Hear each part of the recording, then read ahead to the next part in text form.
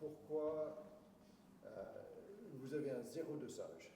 Qu'est-ce que ça veut dire? Comment est-ce que vous avez su que vous pourriez faire une zéro dosage de ce parcelle ou de n'importe quelle parcelle? Quand vous goûtez du vin, comment sachant que on va faire un zéro dosage?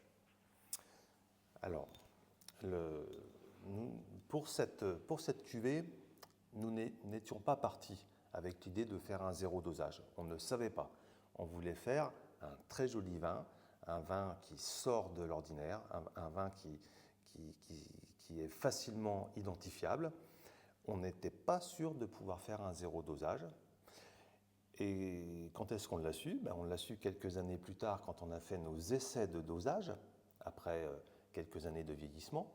Donc quand on a fait nos essais de dosage à l'aveugle, c'est-à-dire qu'on prend le même vin et on le dose à différents grammages, voire de 0 à 6 grammes par litre, eh bien à l'aveugle, avec notre responsable vinification, c'est le zéro dosage qui est sorti le meilleur vin, le meilleur équilibre, puisque le dosage en Champagne sert juste à équilibrer. En ce qui nous concerne de notre vinification, le dosage sert juste à équilibrer le vin, à le mettre dans sa meilleure version pour le plaisir du consommateur. Eh bien, la meilleure version, c'était 0 sucre ajouté, donc 0 dosage, qu'on peut appeler aussi brut nature.